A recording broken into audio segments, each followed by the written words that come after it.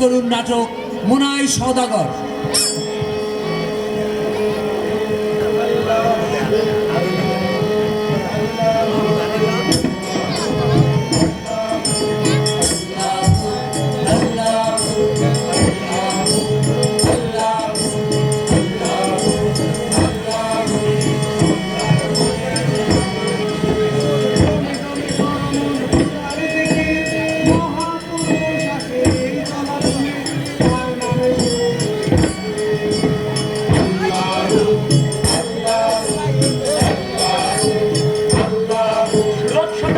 এত অঞ্চল ছিল এক বিস্তীর্ণ জলাভূমি।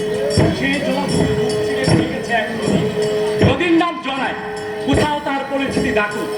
সেই নদীর চরাঞ্চলের উত্তরাঞ্চল থেকে প্রথম আগমন করে মৎস্যজীবী সম্প্রদায়ের একদল মানুষ 1763 থেকে 1773 10 বছর ধরে ইস্ট ইন্ডিয়া কোম্পানির জরিপবিদ প্রকৌশলী জেমস রেনেল বাংলার এক মানচিত্র প্রণয়ন করেন। তাতে যমুনা নামে কোনো নদীর অস্তিত্ব খুঁজে পাওয়া যায় নাই। ব্রহ্মপুত্রের কোনো এক শাখা থেকে খুঁজে পাওয়া যায় ডাকু ও জনায়।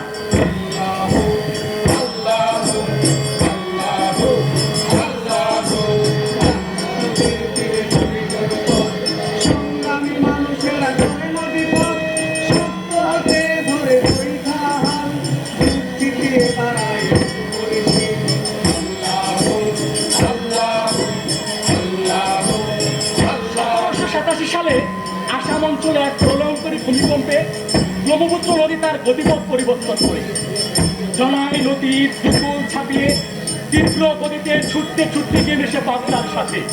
নতুন নাম হয় যমুনা নদী।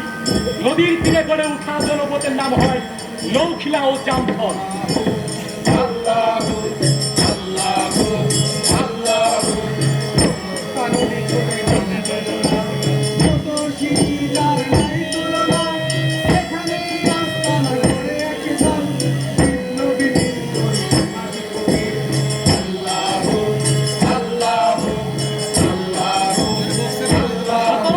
সালে ভারতবর্ষের কোম্পানির শাসন শোষণের বিরুদ্ধে শুরু হয় ফকির সন্ন্যাসী বিদ্রোহ।